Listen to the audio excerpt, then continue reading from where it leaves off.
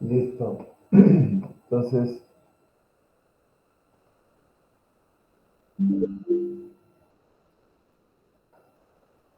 detalle que no terminan de entrar.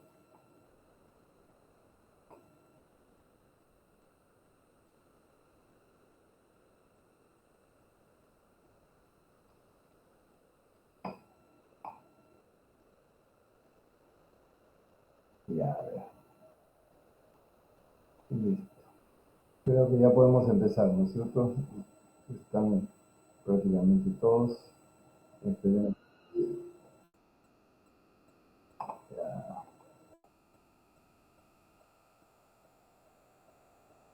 Muy bien. Entonces, valvulopatías. La, la clase de hoy recordaremos algo respecto a valvulopatías. El nombre es valvulopatías adquiridas, ¿no? Pero eh, en realidad vamos a hablar todo lo que son valvulopatías en general, ¿correcto? Un saludo del Hospital Rebagliati. Hoy es el aniversario del Hospital Rebagliati, son 65 años de su creación. Ha habido ceremonias protocolares, etcétera. Desgraciadamente, los que somos asistentes del servicio, por cuestiones de trabajo, no hemos podido participar de nada de estas celebraciones, pero bueno, hoy es el aniversario del hospital. Antes de iniciar propiamente el tema del manejo de las valvulopatías, siempre se hace necesario recordar algunos aspectos anatómicos en relación al tema. Esta es una imagen, una foto del corazón, ¿no? El cual ha sido decapitado, y se ven las cuatro válvulas, ¿no? Las dos válvulas auriculoventriculares, como son la válvula mitral y la válvula mitral y la válvula tricúspide, y las respectivas válvulas aorta y pulmonar, ¿correcto?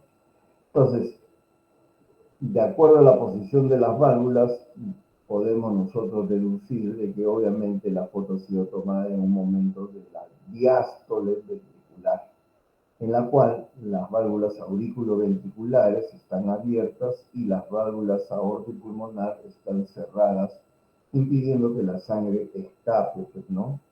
Antes de tiempo, hasta que se llenen los ventrículos. Pero más que ello, lo que nosotros debemos reflexionar con esta imagen es el hecho de que las cuatro válvulas están en el mismo plano horizontal. Nosotros, cuando vemos el corazón externamente, no sabemos exactamente la posición de las válvulas por dentro. Las más o menos las calculamos, las deducimos, pero aquí, como vemos, las cuatro válvulas están en el mismo plano horizontal. Y eso es posible dado a que hay un tejido fibroso que es el que le da la arquitectura y el sostén a las válvulas, ¿no? A las cuatro válvulas, y este tejido fibroso, interceptado por los septum interventricular e interauricular, es lo que le da la arquitectura al corazón y constituye lo que se ha denominado la cruz del corazón. ¿Correcto? Entonces, no es que una válvula esté más arriba, la otra más abajo, ni nada. Este tejido fibroso es el que sostiene los velos de las diferentes válvulas y que le da la arquitectura al corazón. Y el corazón puede cumplir con su función de bomba, dado que las fibras del miocardio tienen dos puntos de fijación. Si nosotros vemos, recordamos, ¿no? Los músculos estriados tienen que tener dos puntos de fijación, como es el músculo bíceps, que tiene un punto de fijación en el hombro y otro en el antebrazo. Cuando se contrae el bíceps, permite que el antebrazo se flexione hacia el brazo, ¿correcto? Igual, los músculos del miocardio, todas las células del miocardio, desde la etapa en su embrionaria, cuando se está formando, tienen dos puntos de fijación, ¿correcto? Y esto hace que, por decir un punto, una célula se está formando acá, y estas células en forma elíptica, ¿no? Dibujan o hacen como una especie de 8 en forma elíptica y van formando lo que son las cavidades auriculares y ventriculares, respectivamente, y por eso que cuando se contraen estos músculos pueden cumplir con la función de bomba, porque tienen puntos de fijación, dos puntos, y entonces se contraen y exprimen la sangre que está contenida en ellos, en las cavidades.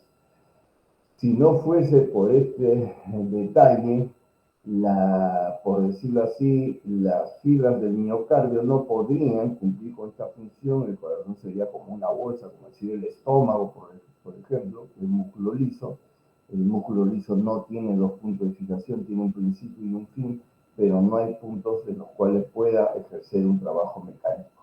Por eso que los intestinos, todo el tubo digestivo, tiene movimiento peristáltico, pero no se habla de contracción propiamente dicho, como la bomba cardíaca, ¿correcto? Entonces, el otro detalle a reflexionar de esta lámina es el hecho de la proximidad que hay entre una y otra válvula, ¿no? Respectivamente, válvula mitral con la válvula tricúspide, a su vez ambas con la válvula aórtica, y esta con la válvula pulmonar. Entonces, cuando hacemos una cirugía de reemplazo de válvula, ¿no? Por ejemplo, una de las más comunes, el reemplazo de la válvula mitral, nosotros tenemos que tener cuidado de respetar este anillo fibroso para ahí, ¿no? Anclar nuestros puntos. Porque si, por ejemplo, nosotros hubiésemos hecho una resección de este velo, el velo anterior o velo aórtico de la válvula mitral, ¿no es cierto? Y pasamos un punto y hemos sido muy generosos y hemos sacado mucho tejido de ahí, ¿no? Y queremos poner un punto carnoso para que agarre bien la válvula, entonces en profundidad podemos dar un punto que pueda comprometer el velo de la válvula tricúspide y dejarle, estaríamos cambiando una patología por otra, estamos dejando una insuficiencia de la válvula tricuspidia, ¿no es cierto? Que bueno, puede pasar un poco desapercibida porque esa válvula, no digo que sea rudimentaria, pero sí es una válvula que el ventrículo derecho y la aurícula la manejan más o menos. Pero si la misma situación se diese en este punto, obviamente podríamos dejarle una insuficiencia aórtica, y para un corazón que está parado durante la cirugía cardíaca, para el reemplazo de la válvula, hemos tenido que parar el corazón, no nos damos cuenta y en profundidad jalamos este velo de la válvula aórtica, le vamos a dejar una insuficiencia valvular aórtica que para ese ventrículo izquierdo, que después de estar en parada cardíaca, tiene que recuperarse para iniciar el latido cardíaco, obviamente se va a sentir un poco agobiado, por decirlo menos, por la insuficiencia valvular aguda que le estamos condicionando, la insuficiencia valvular aórtica. Entonces va a haber una sobrecarga de volumen que lo puede ahogar ese ventrículo, ¿no? Debido a apoyo inotrópicos y otras cosas, ¿no? No nos damos cuenta, puesto que nosotros no vemos lo que en profundidad hemos jalado el velo de la válvula aórtica.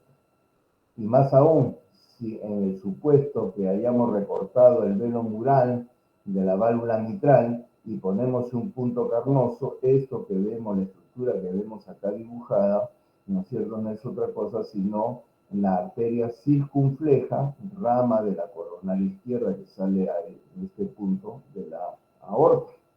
Entonces, en profundidad nuestro punto puede estrangular, por decirlo menos, ¿no? la arteria circunfleja, y obviamente durante todo el tiempo que ha durado la parada cardíaca, ¿no? En circulación extracorpórea, va a haber una hipoxia, una falta de irrigación en toda la cara látero-posterior del corazón.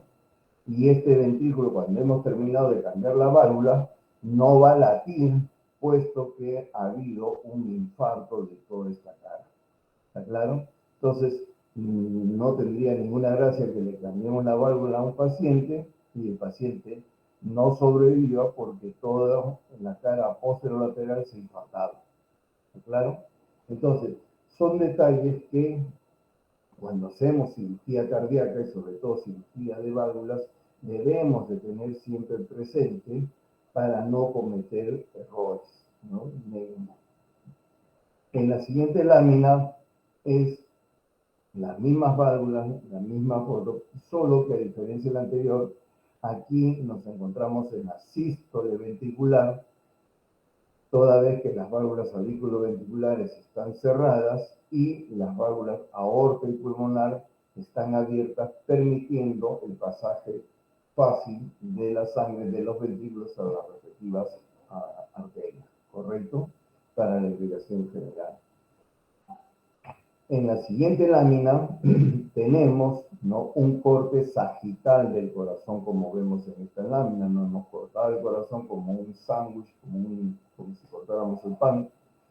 Y obviamente lo primero que salta a la vista es la diferencia de espesor que hay entre la pared libre del ventrículo izquierdo con relación a la pared libre del ventrículo derecho. Y obviamente esto está en función directa de las resistencias a las que se enfrentan estos músculos.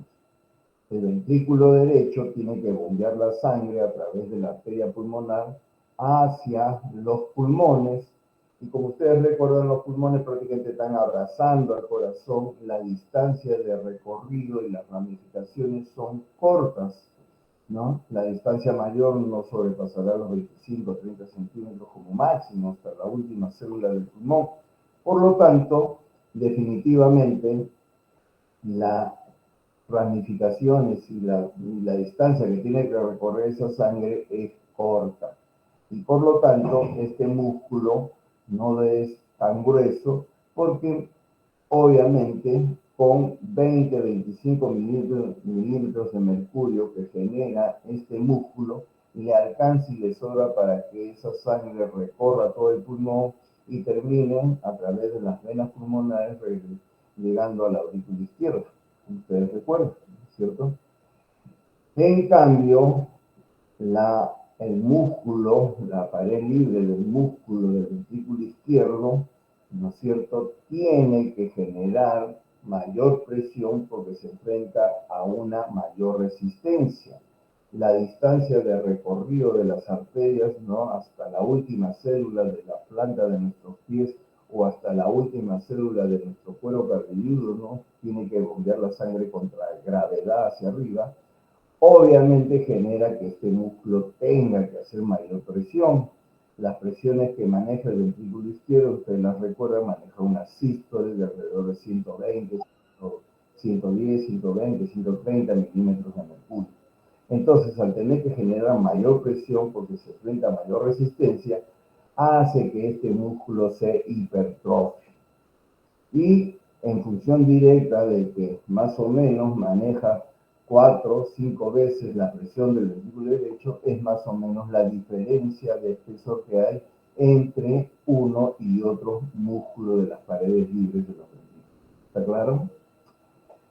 Por otro lado, las válvulas, ¿no es cierto?, pulmonar y aórtica, como las vemos acá, son lo que se denominan nidos de palomas, ¿no es cierto? Estas válvulas son denominadas válvulas pasivas. Se abren por el empuje de la sangre cuando se contrae el ventrículo, ¿no? En este caso el ventrículo izquierdo y lanza la sangre hacia la aorta, esa presión, esa sangre que sale a presión, empuja y abre el velo aórtico, ¿correcto? Entonces, y toda la sangre sale, pero las arterias tienen tres capas musculares, las arterias se dilatan por esa presión, ese volumen de sangre que viene, y luego se contraen las arterias, y en esa contracción parte de la sangre que está yendo hacia adelante se regresa y obviamente choca contra el borde de la válvula y la cierra. Entonces, son válvulas pasivas porque se abren por el empuje de la sangre y se cierran por el mismo empuje de la sangre. ¿Está claro? Ahí no tenemos, en esta válvula no hay cuerdas tendinas, no hay músculos que la abran, que la cierran, no tienen inervación, no tienen nada. Simplemente son unos velos, ¿no? Que se abren durante las sístoles ventriculares y se cierran, ¿no es cierto?, durante la diástole porque la sangre que se regresa la cierra. ¿Correcto? En cambio, ustedes recuerdan bien la válvula mitral y tricúspide, estos son los velos están en los bordes, ¿no es cierto?, anclados con estas cuerdas tendíneas que lo anclan hacia los músculos papilares que se forman o nacen, crecen del propio músculo, de las paredes libres del músculo, de cada ventrículo, y como vemos, ¿no? Estos son aparatos valvulares. Más aún, cuando se está, como en esta imagen, está relajado el músculo papilar y relajados los ventrículos durante la diástole ventricular, la sangre pasa libremente de las aurículas a los ventrículos. Y cuando ya se está llenando, se produce lo que se denomina una contracción isovolumétrica, en la cual los músculos papilares se contraen templando las cuerdas tendíneas. Y como estas cuerdas están entrecruzadas unas con otras, cierran la válvula, como esas ventanas que antes en las casas antiguas tenían en el techo, ¿no? Y con un sistema de poleas se abrían y se cerraban igual.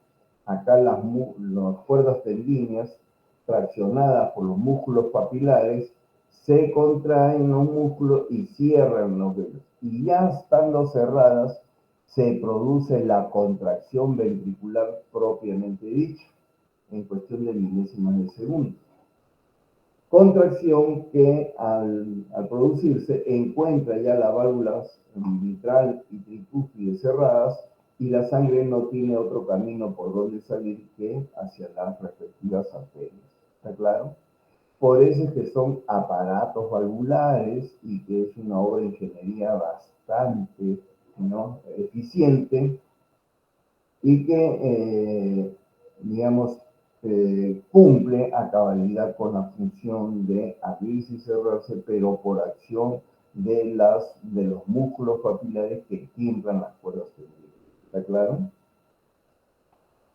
Entonces, cuando hablamos de valvulopatías en general, se considera una valvulopatía toda aquella enfermedad que afecta el funcionamiento de las válvulas, ¿correcto? Que puedan funcionar adecuadamente.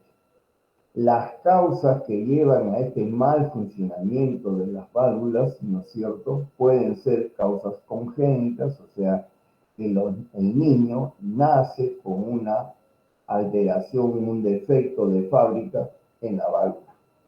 La más común de las valvulopatías congénitas es la estenosis de la válvula aórtica. No digo que sea la más frecuente de las enfermedades congénitas, es la valvulopatía más frecuente, ¿correcto? Nada más. La estenosis de la válvula aórtica.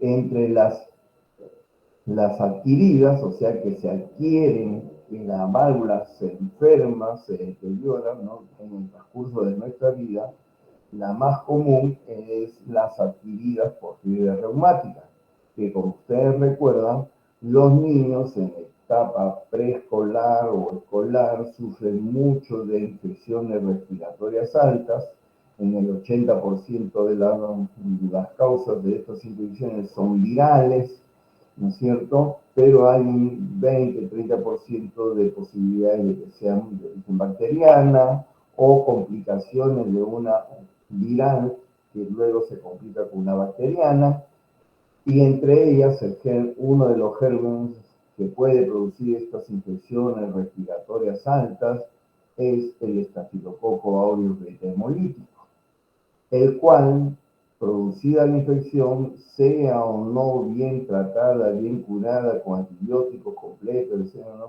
Desde el momento que se produce la infección por esta bacteria, nuestro sistema inmunológico genera la formación de anticuerpos contra esta bacteria.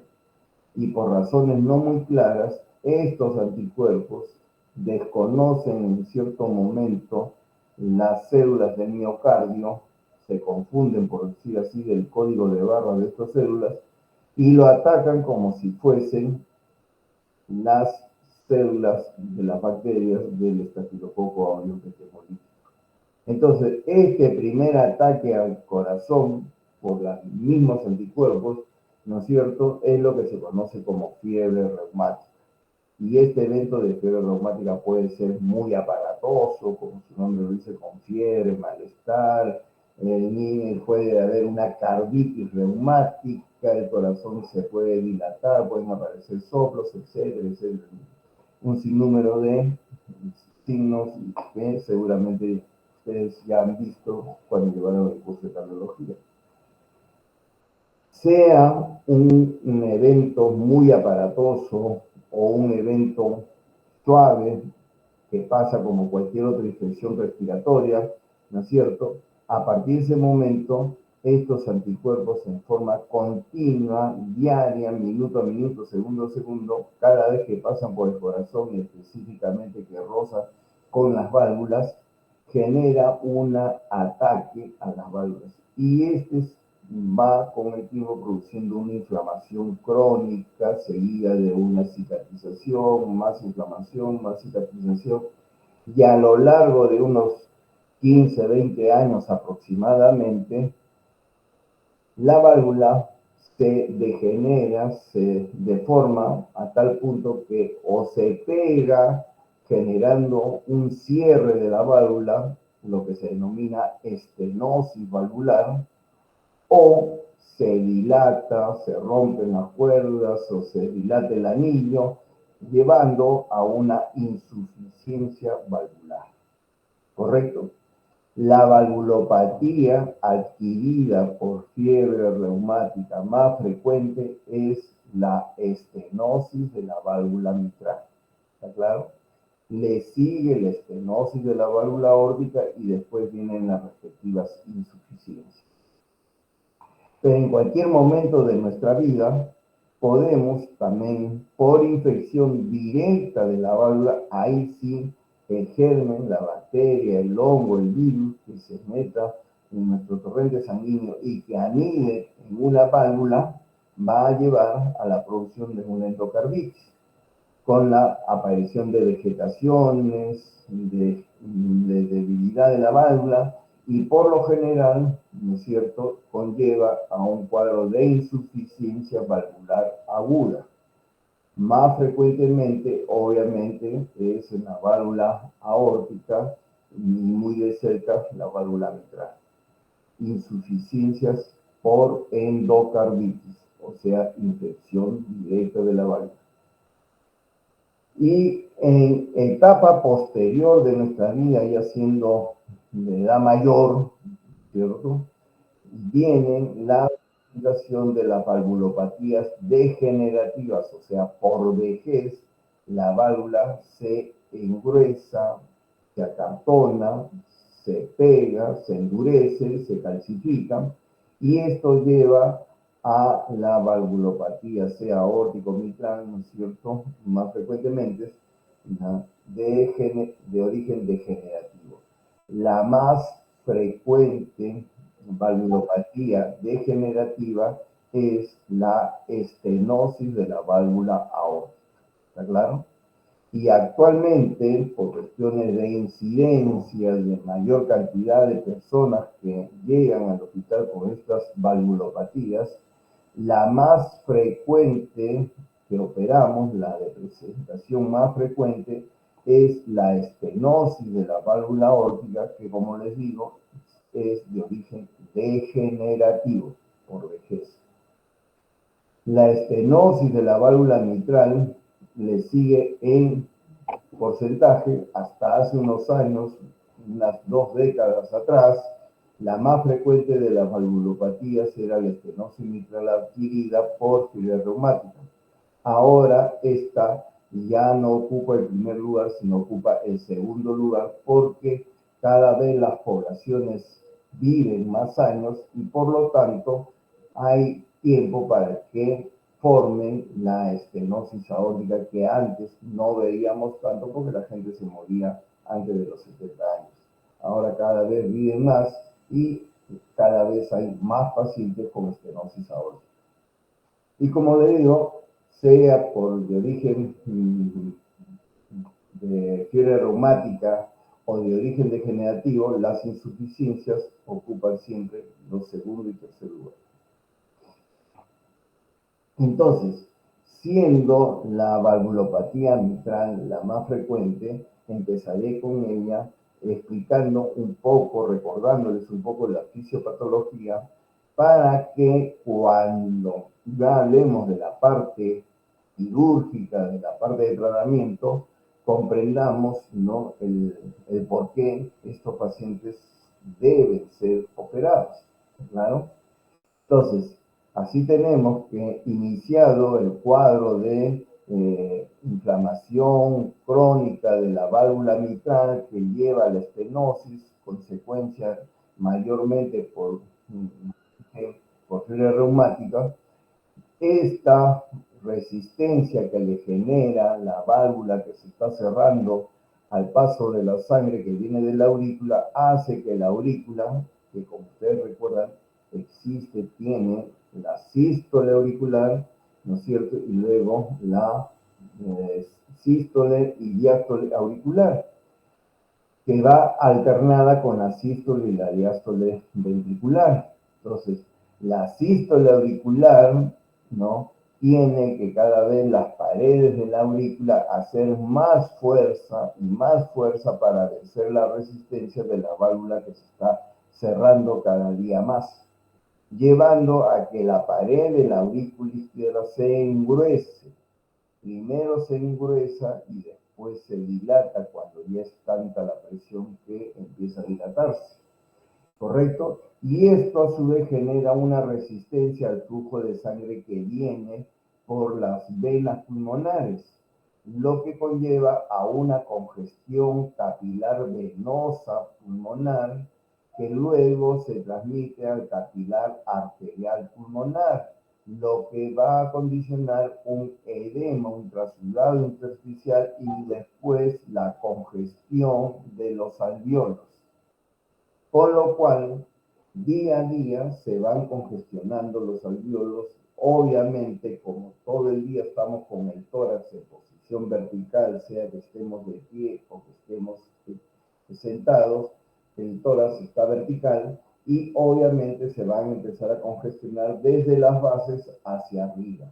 Y conforme se va congestionando cada vez más los pulmones, va a empezar a aparecer el primer síntoma propio de la enfermedad.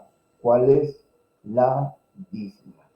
Disnea que empieza primero a grandes esfuerzos, después a moderados esfuerzos, a pequeños esfuerzos, ¿no es cierto? Progresivamente cada día se llenan más los pulmones y cada día el paciente tiene más disnea a menores esfuerzos.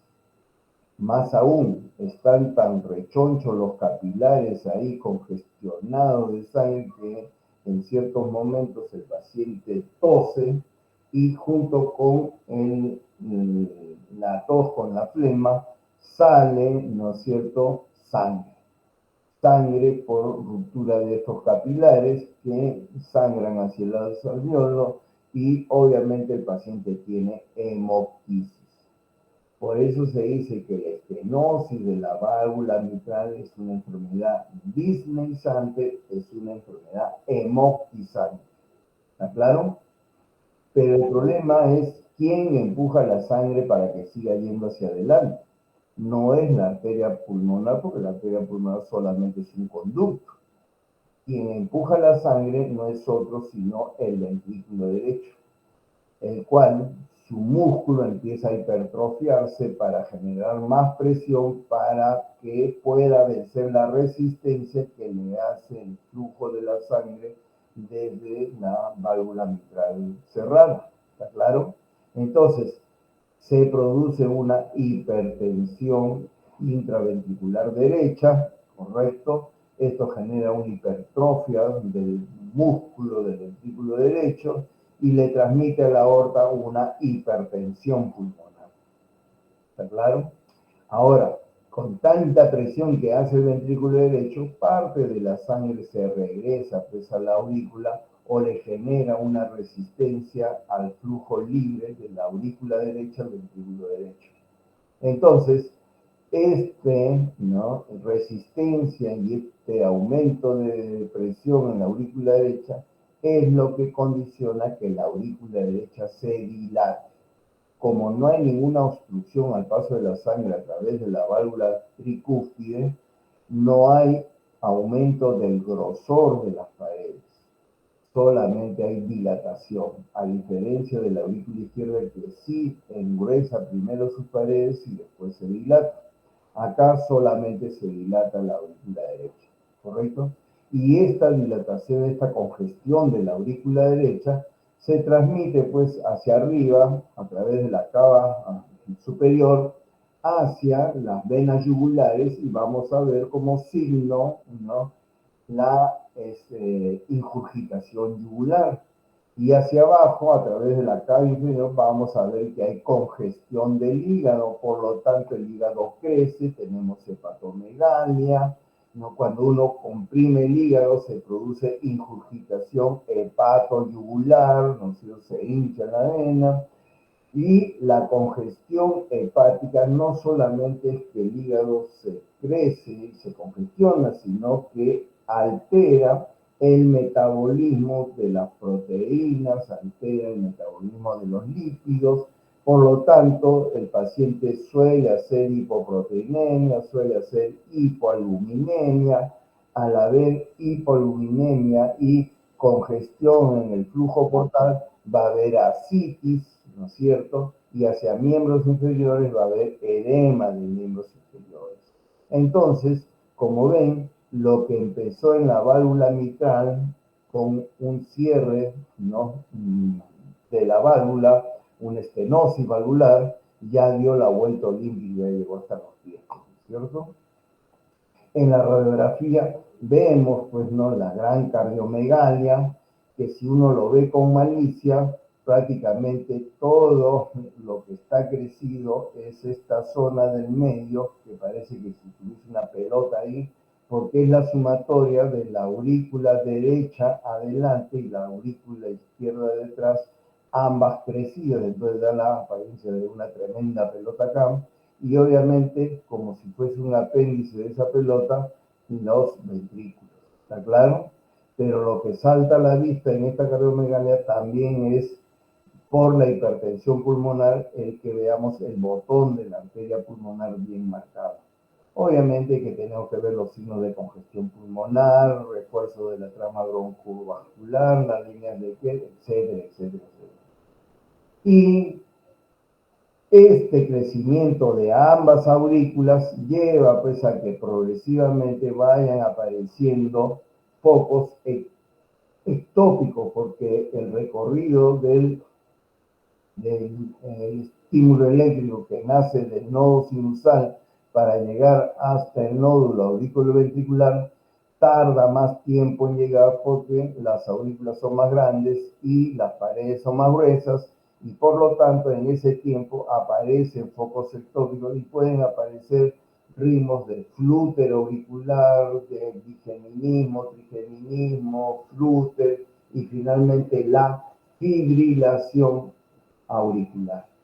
Cuando hay fibrilación auricular, obviamente ya no hay la sístole auricular y el paciente siente que su enfermedad ha avanzado mayormente.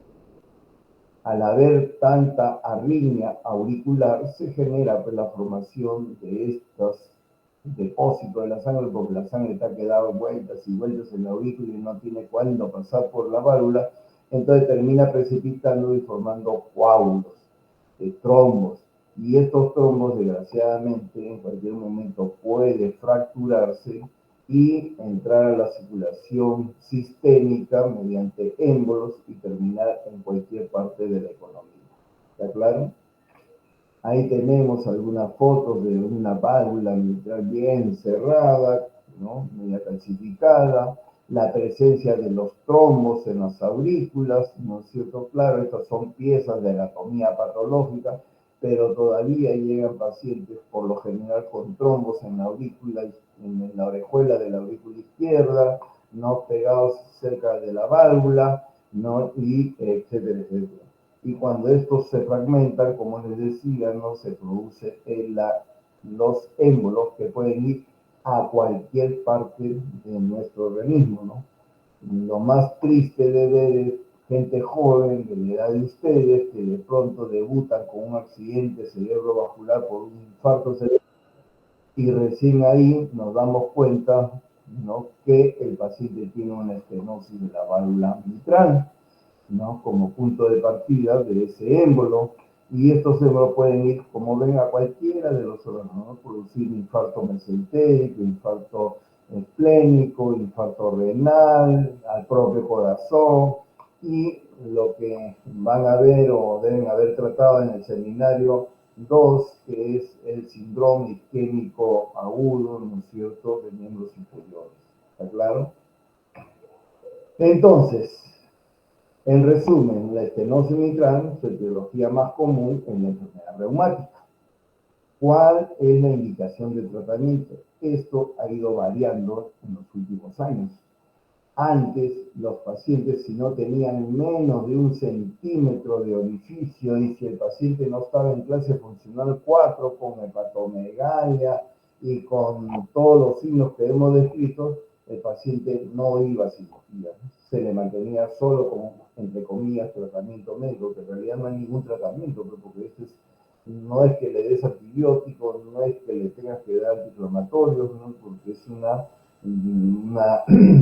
¿cómo se llama?, un efecto crónico de una inflamación crónica, ¿no es cierto?, autoinmune. Entonces, definitivamente, esto ha ido cambiando, los sistemas de salud han ido cambiando, ¿no? Y actualmente, cuando ya hay obstrucción hemodinámicamente importante, o sea, que el paciente tenga disnea acompañada de signos y síntomas de congestión, o sea, con la disnea, y que hay una obstrucción hemodinámicamente, ¿no?, que ya se nota, o sea, que tiene un poco de congestión, que tiene un poco de incrustación yugular, ¿no?, que le genera disnea a medianos esfuerzos, ya puede tener indicación quirúrgica. La presencia de émbolos sistémicos, ¿no es cierto?, o de crisis paroxística de fibrilación o de flúter auricular, ya tiene indicación quirúrgica. No vamos a esperar que se forme el trombo y que luego se produzca el accidente cerebrovascular, ¿no?, y después actuar, no. Cuando ecográficamente un paciente que tiene disnea le ocultan el soplo, un soplo no tan grande, pero que ecocardiográficamente vemos que hay una reducción del orificio valvular o del área del orificio de alrededor de 1,5, antes tenía que ser menos de 1, ahora ya con 1,5 tiene indicación quirúrgica. ¿Está claro? Entonces, no vamos a esperar a que el paciente llegue en clase funcional 3/4, ¿no?, que ya llega casi ahogándose con su propia congestión pulmonar, ¿no? Aquí un refuerzo de lo que acabamos de decir, ¿no? De acuerdo al grado funcional, el área valvular menos de 1,5 cuadrados, o cuando haya presencia de trombo intraauricular, o ahora, como les digo, si tiene paroxismos de flúter auricular o fibrilación auricular, ya tiene indicación quirúrgica. Igualmente, ¿no?, un refuerzo de todo, Esto lo vamos a conversar luego en relación al uso de los. Pero generalmente ahora, con el sistema de salud que han mejorado, que ya hay cardiólogos con ecógrafos en casi todas las provincias, ¿no? En todos los departamentos, entonces ya es más precoz el diagnóstico de una estenosis mitral e incluso pueden transferir a estos pacientes a hospitales como el Hospital de Baleares, donde se dio cardiología, le puede hacer una valvuloplastía percutánea con catéter balón, ¿no es cierto? El cual le abre la válvula, obviamente que no debe tener calcio, no debe tener insuficiencia, solamente estenosis mitral. Cuando ya no tiene posibilidad de hacerse de una valvuloplastía porque ya tiene calcio, ya tiene trombos en la aurícula, obviamente tiene que ir al reemplazo de la válvula, sea con prótesis biológica o con prótesis mecánica, que vamos a tratar luego. La insuficiencia de la válvula mitral es una patología mejor tolerada. Es una patología que, como ya ustedes interpretan, la válvula está abierta, pasa la sangre bien de la aurícula al ventrículo, pero aquí cuando debe de cerrarse la válvula queda abierta. Y por lo tanto, parte de la sangre que debe irse toda hacia la aorta, parte de ella se regresa a la aurícula. Como la pared muscular de la aurícula es bastante eficiente, un poco de sangre que se le regresa, no hay problema, se produce la contracción auricular y la lanza hacia adelante. En el siguiente latido otro poco se regresó. Entonces, esa sangre que va y viene, se le regresa, ¿no? Va con el tiempo dilatando y dilatando y dilatando la aurícula. No hay engrosamiento de las paredes de la aurícula porque no hay ninguna resistencia, ¿correcto? La sangre pasa, pero va dilatando y con el tiempo ya llega a un punto tal de dilatación que ya no da para más y recién ahí se produce la congestión del capilar venoso pulmonar, arterial, un poco de congestión y disnea, ¿correcto? Es muy raro que se produzca hipertensión pulmonar o hipertensión ventricular. ¿Está claro? Entonces, ahora bien, la insuficiencia mitral, como ven, solamente hay crecimiento pues, de la no hay hipertensión pulmonar, ¿no? Ni del ventrículo. Los complejos son grandes productos pues, de la sobrecarga de volumen. Y obviamente, esta valvulopatía tarda más tiempo en diagnosticarse, en presentarse, en dar síntomas. Muchas veces son un hallazgo porque la persona, un joven como ustedes, se va a tomar una radiografía porque tiene que presentarse para un concurso, un trabajo, algunos le piden su riesgo de salud, su certificado de salud y le toman la radiografía y ven la cardiomegalia, entonces ahí recién se ponen en juego todas las alarmas, ¿no? Para ver por qué esa cardiomegalia y le diagnostican insuficiencia mitral. ¿Está claro? Vean ustedes diferentes formas de insuficiencia. Aquí esta válvula, ¿no es cierto? La foto es bastante expresiva, ¿no? Probablemente este paciente estaba yendo a una estenosis de la válvula calcificada, degenerada, puede ser degenerativa por vejez o por fibra reumática, está así, y llega un punto que se ha roto, se ha fracturado y se ha desgarrado hacia la pared, dejando ya un hueco. Entonces diríamos, esto es una doble lesión mitral, en este caso a predominio de insuficiencia, porque originalmente seguramente era solamente una estenosis. ¿Está claro? Estenosis aórtica. Al igual que en estenosis de la válvula mitral, aquí la válvula aórtica pues se cierra, ¿no? Como les digo, la causa más frecuente en viejos es degenerativa. Porfiria reumática es la segunda presentación, la segunda valvulopatía por fibra reumática.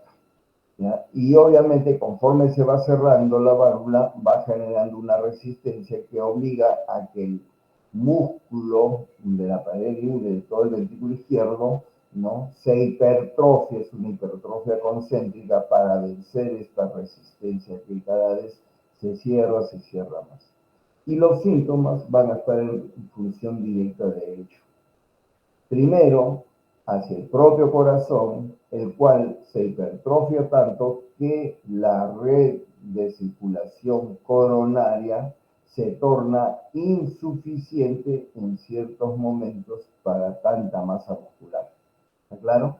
Entonces, cuando la persona está en reposo no hay mayor problema, pero cuando hace un esfuerzo, este músculo que requiere más sangre para ese esfuerzo mecánico, necesita más sangre, más oxígeno, ¿no? A través, que le llega a través de las coronarias, pero ya no pasa más sangre porque hay una resistencia que impide que pueda salir más sangre.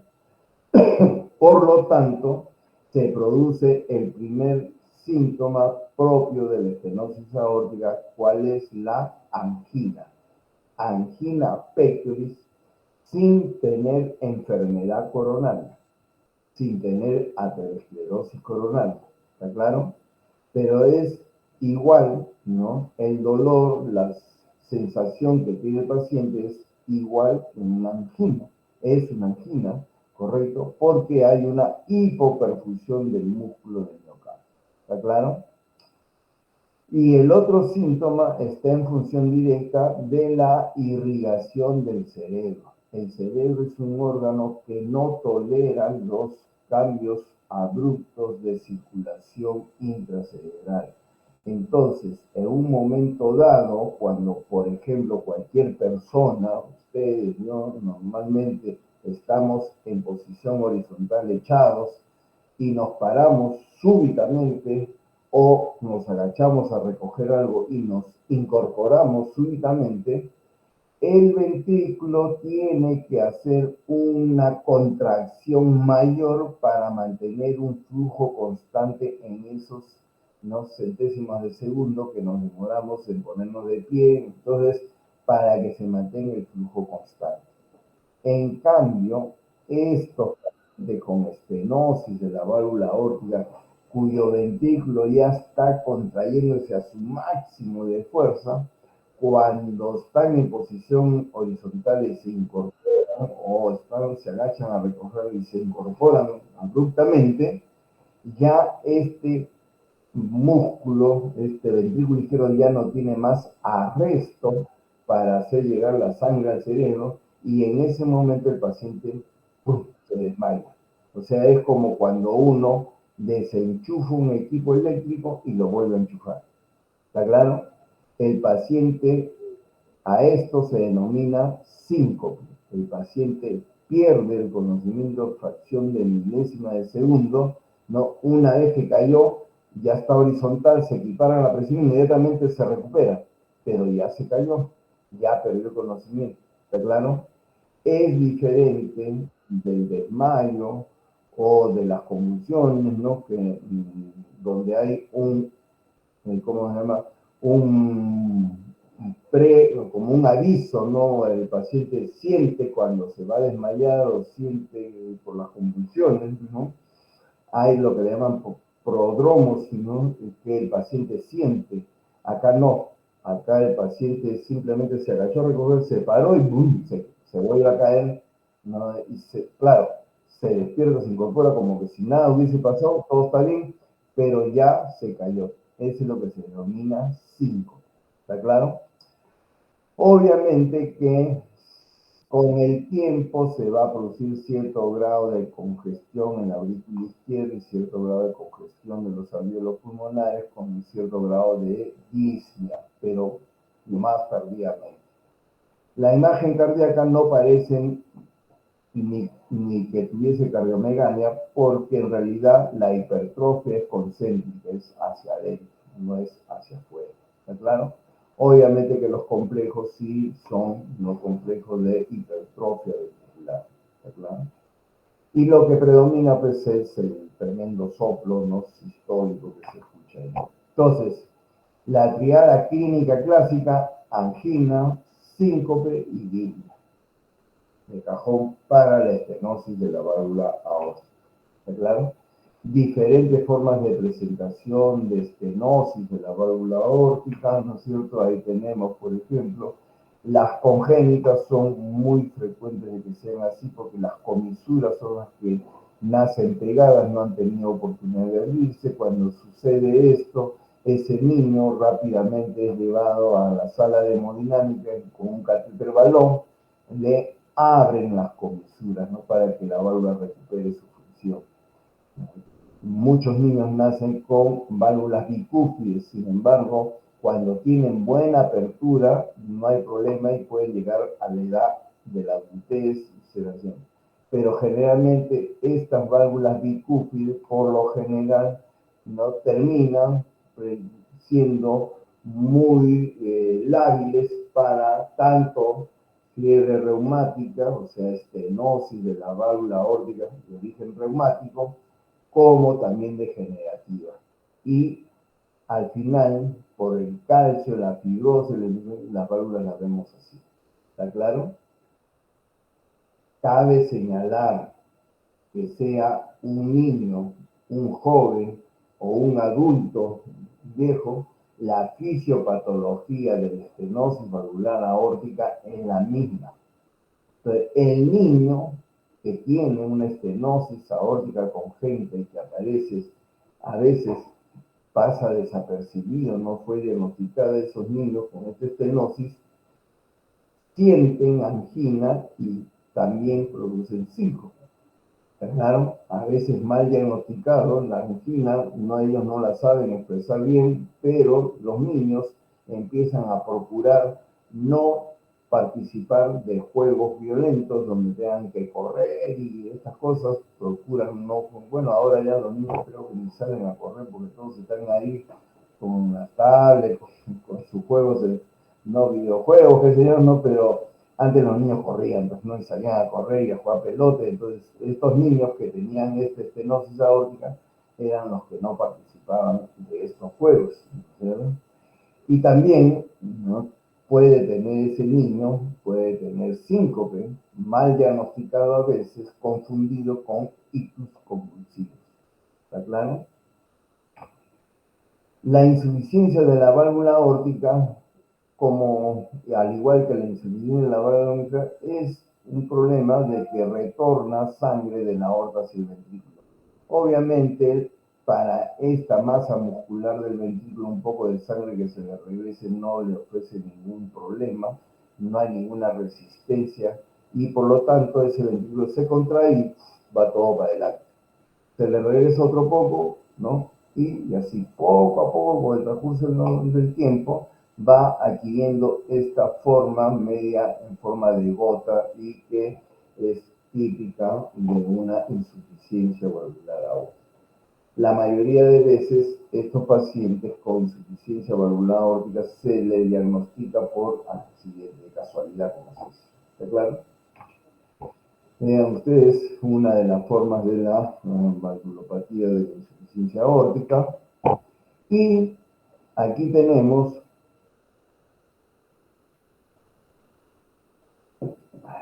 estas láminas, nos permiten recordar cómo eran las cirugías antiguamente.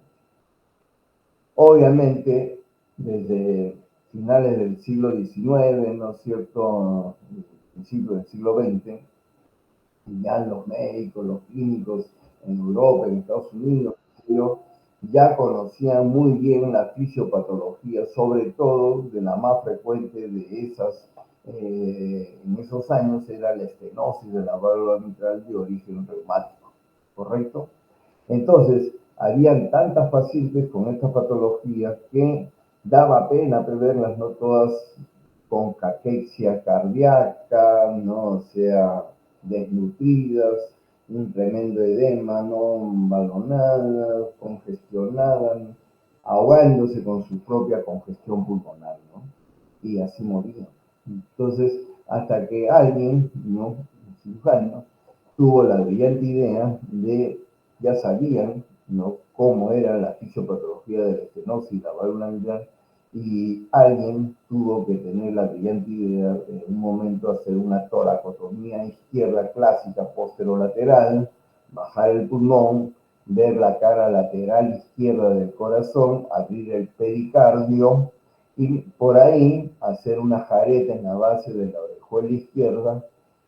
Se corta la cresta de la orejuela del aurículo izquierdo, se deja salir un poco de sangre que puede tener trombos, en esa época no había tanto ecógrafo, ¿no? Se dejaba salir un poco de sangre por si hubiese algún trombo por ahí suelto, y luego se introducía el dedo y con el dedo se producía, se hacía, ¿no?, la apertura de la válvula. Este es lo que se denominó la comisurotomía mitral transauricular digital, o sea, con el dedo.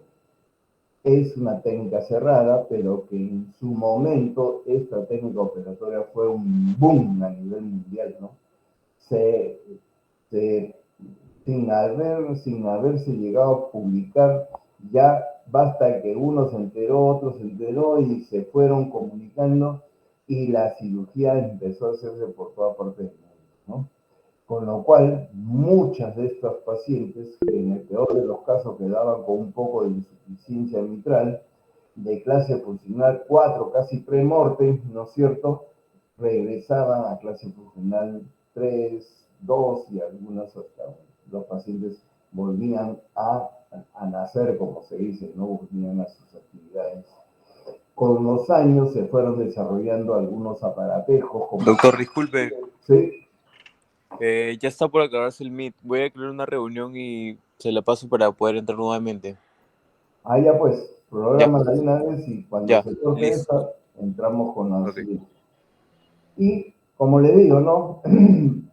En Italia, por ejemplo, el doctor Dogliotti diseñó un anillo, ¿no?, que le soldó unas aletitas como de pescado a los costados, se lo amarraba en el pupejo del dedo y lo amarraba hacia su muñeca para que el anillo no se... Y él metía su dedo